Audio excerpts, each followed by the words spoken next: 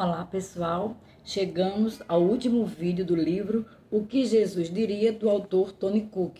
Agora nós vamos ler o apêndice A, B e C. Apêndice A. Bem-aventurado aquele que lê. Bem-aventurados aqueles que leem e aqueles que ouvem as palavras da profecia e guardam as coisas nelas escritas, pois o tempo está próximo. Apocalipse, capítulo 1, verso 3. Lembro-me de pegar a minha Bíblia quando adolescente e ler o livro de Apocalipse. Grande parte dele não faz sentido para mim. E lembro-me de questionar o significado de alguns dos simbolismos assustadores. Entretanto, também me lembro de ver, logo no princípio, que uma bênção era pronunciada sobre a pessoa que lesse e guardasse suas palavras. Assim, cheguei à conclusão de que lê-lo era uma boa ideia, ainda que eu não o entendesse. Não estou questionando o grande benefício de ler qualquer parte da Bíblia, e certamente obedecer suas instruções traz bênção também. No entanto, eu não percebi que não era exatamente a isso que João se referia. O apóstolo não estava falando sobre as pessoas pegarem suas Bíblias e lerem o livro de Apocalipse ou qualquer outra parte do texto bíblico.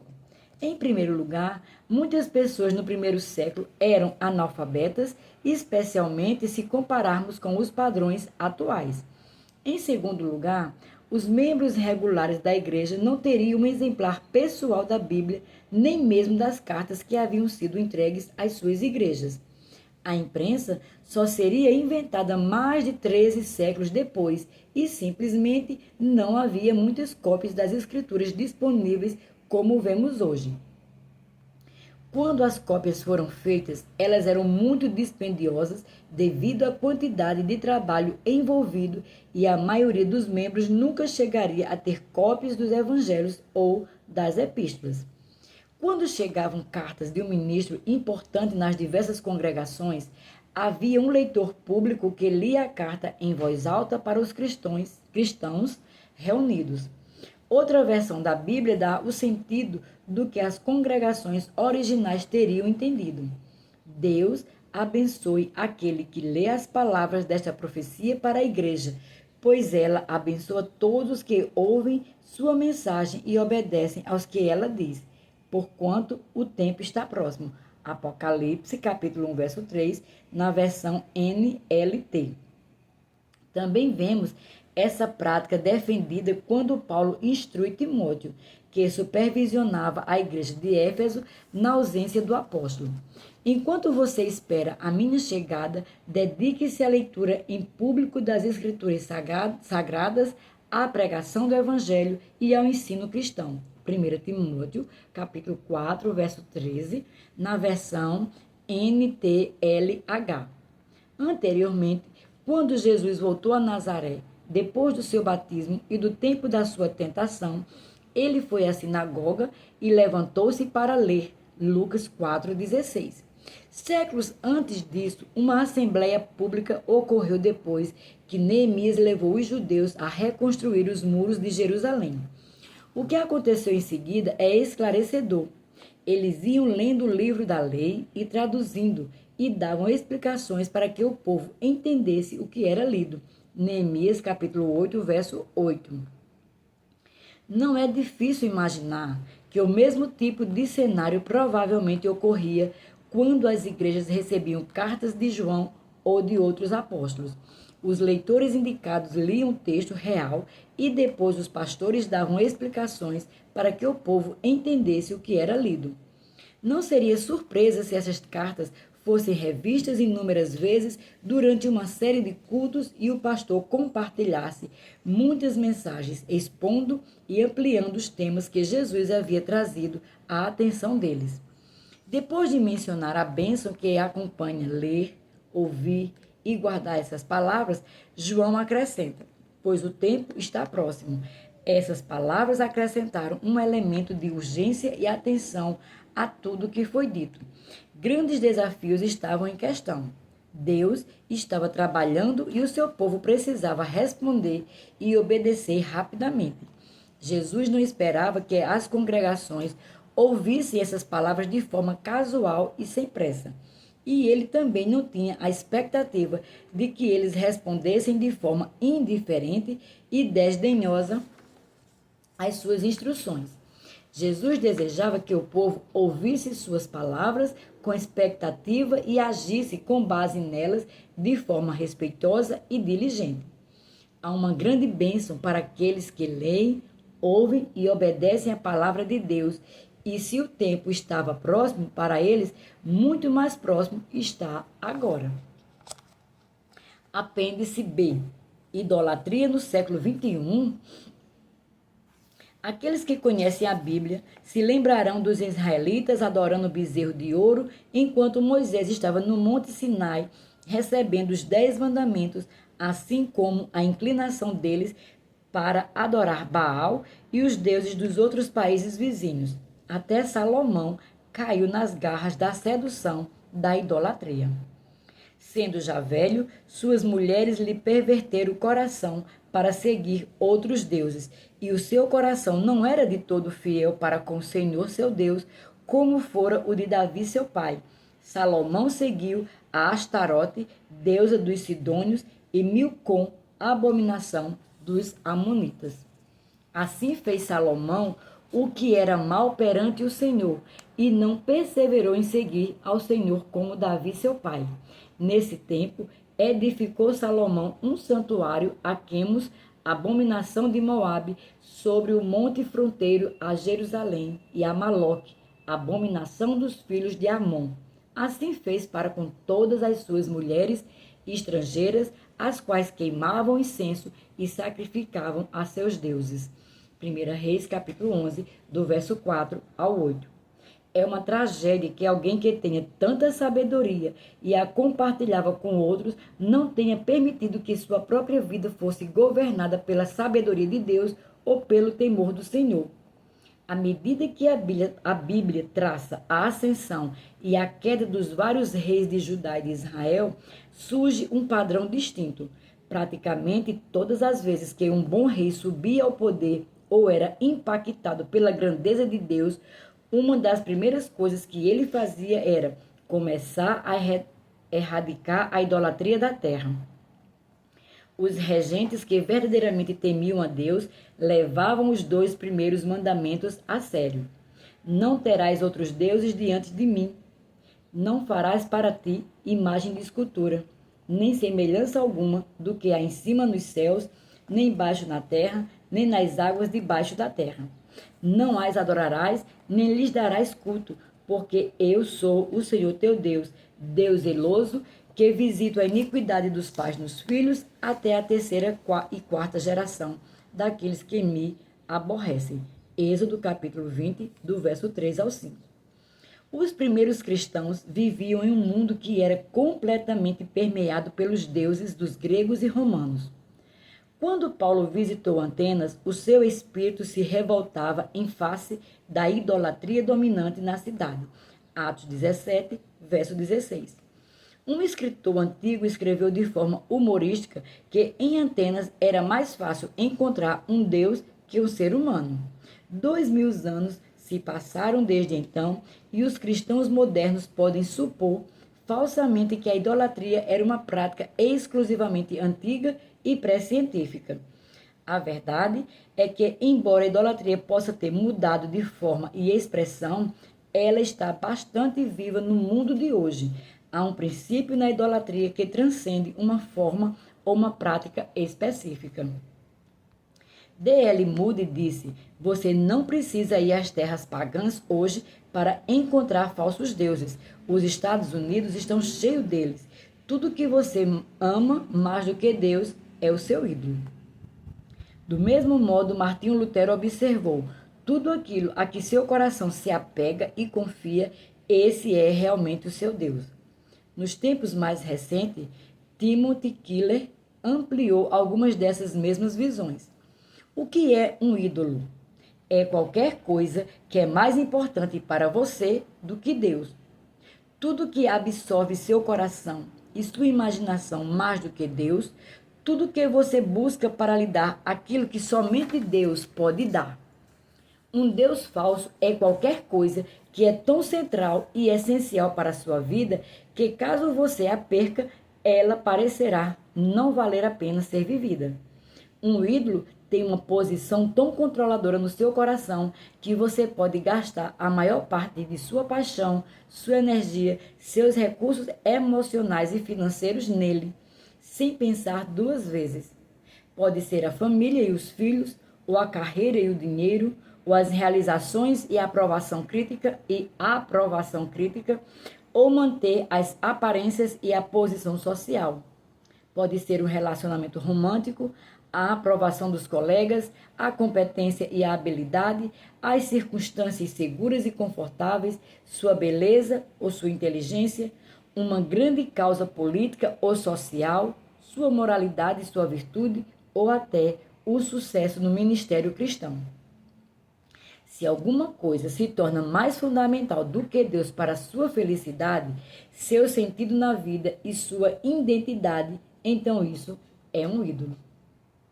A maneira como as pessoas modernas praticam a idolatria pode não ser tão visível quanto as que são consideradas antigas ou primitivas, mas as escrituras que advertem os seguidores do Senhor Jesus Cristo a evitarem a idolatria são tão pertinentes para nós hoje quanto eram na história ou em qualquer outra civilização. João terminou sua primeira epístola com as simples palavras: Filhinhos, guardai-vos dos ídolos. 1 João capítulo 5, verso 21. Isso é bastante simples, mas a riqueza dessa ideia parece ser aprimorada na versão da Bíblia The Passion Translation. Portanto, filhinhos, tomem cuidados para não adorar qualquer coisa que não seja Ele. A Bíblia Amplificada traz um significado ainda maior. Filhinhos, guardem-se dos ídolos falsos deuses, de toda e qualquer coisa que ocupe o lugar no seu coração que é devido a Deus, de qualquer sorte de substituto para Deus que ocupe o primeiro lugar em sua vida. Amém. 1 João, capítulo 5, verso 21. Vemos com bases nesses versículos que não é preciso uma estátua ou um templo pagão para nos envolvermos com a idolatria. Trata-se realmente de uma questão do coração relacionada à devoção e às prioridades. Assim como João, Paulo também estava muito familiarizado com todas as crenças e práticas pagãs, e ele advertiu os cristãos da seguinte maneira: portanto, matem os desejos deste mundo que agem em vocês, isto é, a imoralidade sexual, a indecência, as paixões más, os maus desejos e a cobiça, porque a cobiça é um tipo de idolatria. Colossenses capítulo 3, verso 5. Provavelmente existem muitos cristãos modernos que ridicularizam a ideia de que eles possam ser idólatras. Afinal, eles argumentariam que aqueles que adoram os ídolos são altamente supersticiosos e ignorantes, enquanto eles se veem como pessoas inteligentes e sofisticadas. O que Paulo traz à luz aqui, porém, é que uma pessoa que é avarenta, que valoriza o dinheiro e as coisas desse mundo acima de tudo, também é um idólatra. A idolatria tem a ver com o coração. Quando Paulo se refere aos desejos deste mundo que agem em vocês, Colossenses 3,5, é fácil lembrar que ele inclui a idolatria quando relacionou as obras da carne em Gálatas 5, do verso 19 ao 21. João Calvino disse: a natureza do homem, por assim dizer, é uma eterna fábrica de ídolos. Então, como podemos vencer qualquer inclinação que possamos ter para a idolatria? Paulo nos adverte: andai no Espírito e jamais satisfareis a concupiscência da carne. Gálatas 5,16.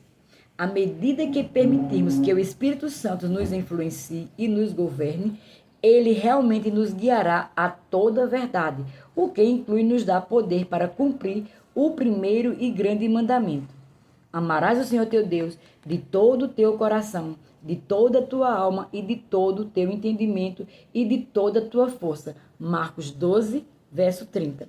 Podemos evitar a idolatria ao mantermos Deus em primeiro lugar em todos os aspectos da vida, glorificando e dando a Ele a honra que lhe é devida. Apêndice C. As 7 igrejas representam as eras da igreja? Essas cartas são exatamente o que o Apocalipse alega que são cartas às 7 igrejas da Ásia Menor no fim do primeiro século. Eram igrejas literais, com pastores literais, com membros de igrejas literais em cidades literais. É altamente provável que João conhecesse todos esses pastores pessoalmente. Eles os viam como uma figura paterna e como um líder espiritual na fé. Faz todo sentido que Jesus fale através do último apóstolo do grupo original, para dar a esses pastores instruções específicas a fim de ajudá-los a liderar suas congregações em um momento tão crítico e turbulento. Essas cartas, mais tarde, serviriam como um modelo escrito, tendo todo o peso e autoridade das Escrituras, para mostrar às gerações sucessivas como Jesus vê as igrejas locais e fala com elas. Alguns tentaram espiritualizar essas cartas e fazer com que cada congregação local representasse uma era específica da história da igreja. De acordo com essa visão, por exemplo, a igreja de Éfeso representaria o tempo em que os apóstolos estavam vivos e ministrando. Depois, a igreja de Esmirna representaria a era que a igreja foi perseguida pelo Império Romano. Laodiceia, sendo a última igreja listada, supostamente descreve a igreja morna do século 20 e 21. De acordo com essa teoria, cada uma das 7 igrejas simboliza o caráter da igreja em geral, sequencial e cronologicamente por longos períodos históricos. É possível que uma série de igrejas possa compartilhar certas tendências e características similares e em determinados períodos, mas isso só é verdadeiro de um modo geral e está longe de ser absoluto. Todas as 7 igrejas às quais João se dirigiu existiram ao mesmo tempo na história e tendo uma proximidade geográfica relativa entre si. Porém, elas eram muito diferentes umas das outras. Mesmo hoje, você poderia ter uma congregação em uma cidade que é rígida na doutrina, mas não muito amorosa como Éfeso, enquanto outra congregação na mesma cidade está adormecida e inerte, como Sardes, e ainda outra congregação próxima é soberba e orgulhosa, como Laodiceia. Não é sábio tentar colocar todas as igrejas de uma determinada era sob a mesma generalização. Jesus não fez isso, então por que nós o faríamos? No primeiro século, assim como hoje, as congregações locais diferiam uma das outras. Elas não se moldavam a um estereótipo específico que agrupava a todas. A congregação de Corinto era cheia de lutas internas e de carnalidade.